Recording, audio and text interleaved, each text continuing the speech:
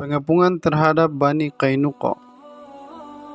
Ketika orang-orang Yahudi mengetahui kedatangan Nabi SAW, mereka pun berlindung di benteng mereka.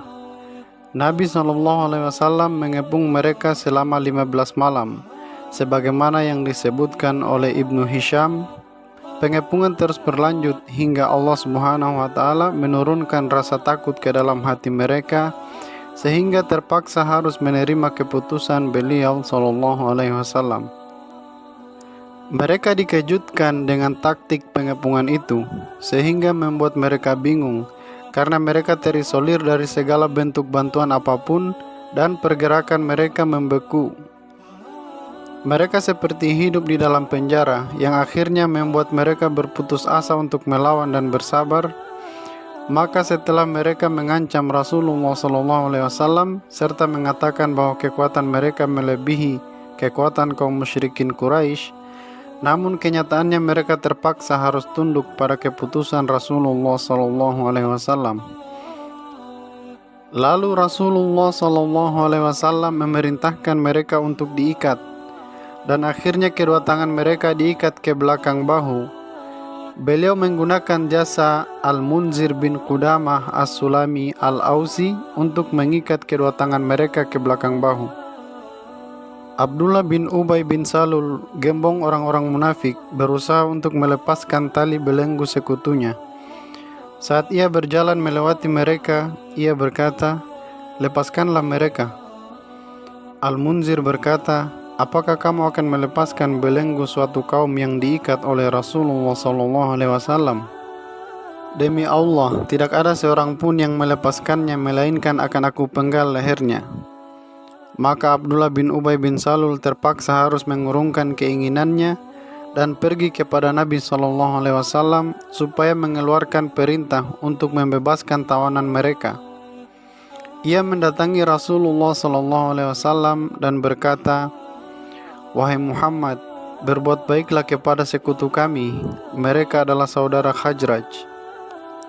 Maka Rasulullah SAW menangguhkan hal itu. Abdullah bin Ubay kemudian berkata lagi, "Wahai Muhammad, berbuat baiklah kepada sekutu kami." Lalu beliau SAW berpaling darinya. Maka Ibnu Ubay bin Salul merogohkan tangannya ke kantong baju besi Nabi SAW. Lalu Rasulullah SAW bersabda kepadanya, "Lepaskan aku." Rasulullah SAW marah hingga terlihat amarah di wajah beliau. Kemudian beliau bersabda lagi, "Celaka kamu, lepaskan aku." Ia menjawab, "Tidak, demi Allah, aku tidak akan melepaskanmu hingga kamu berbuat baik kepada sekutu kami, 400 orang yang tidak berbaju besi dan 300 orang yang berbaju besi. Sebab mereka telah menyelamatkanku dari serangan orang Arab dan Ajam. Apakah kamu akan membunuh mereka dalam satu pagi? Sungguh aku adalah orang yang takut jika nanti terjadi pergantian kekuasaan." Rasulullah SAW bersabda, "Mereka untukmu." Maka Rasulullah SAW membebaskan mereka dan mengeluarkan perintah untuk mengusir mereka. Lalu Rasulullah SAW beserta kaum muslimin mengambil ghanimah yang ada pada mereka. Orang yang bertanggung jawab mengumpulkan dan menghitung harta mereka adalah Muhammad bin Maslamah radhiyallahu anhu. Setelah itu Abdullah bin Ubay bin Salul berusaha melakukan mediasi kepada Rasulullah SAW tentang nasib Bani Qainuqa, supaya beliau tetap membiarkan mereka di tempat tinggal mereka.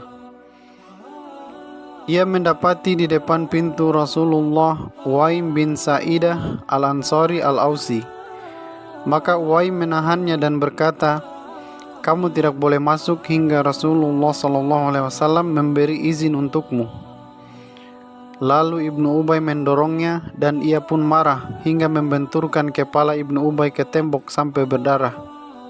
Dari kisah ini tampak jelas kecerdikan Nabi SAW ketika berurusan dengan Ibnu Salul dengan memenuhi permintaannya, dengan harapan kejadian itu bisa menyuci hatinya dan menghilangkan tutup yang ada pada hatinya sehingga ia mendapat hidayah. Beliau bersabda kepadanya, "Mereka milikmu," dengan harapan lain supaya orang-orang yang berjalan di belakang kepemimpinan Ibnu Ubay menjadi baik lantaran berubah baiknya Ibnu Ubay dan teguh dalam barisan. Pertimbangan lainnya adalah Nabi SAW ingin menghindari munculnya fitnah dalam tubuh kaum mukminin. Hal itu disebabkan sebagian orang Ansor banyak yang baru masuk Islam, dan dikhawatirkan gembong munafik Abdullah bin Ubay ini dapat mempengaruhi mereka karena gaung suaranya yang besar di tengah-tengah mereka. Oleh karena itu Nabi memilih jalan damai dan bersabar atas Ibnu Ubay dan atas tindakan buruknya terhadap beliau. Tujuannya untuk menghindari fitnah dan menunjukkan hakikat orang ini melalui tindakan dan sikapnya pada orang-orang yang tidak mengenal jati diri orang ini yang sebenarnya, sehingga orang-orang akan lari darinya dan tidak simpati lagi kepadanya. Taktik ini telah membuahkan keberhasilan yang besar karena hakikat Ibnu Salul semakin tampak jelas di mata orang-orang. Bahkan orang yang paling dekat dengannya diantaranya adalah Abdullah, anaknya. Setelah kejadian itu, jika ia, Ibnu Ubay, berbicara, mereka berusaha untuk membungkamnya dan mempersempit ruang bicaranya. Bahkan mereka berkeinginan untuk membunuhnya, sebagaimana yang akan disampaikan ke depannya insyaallah.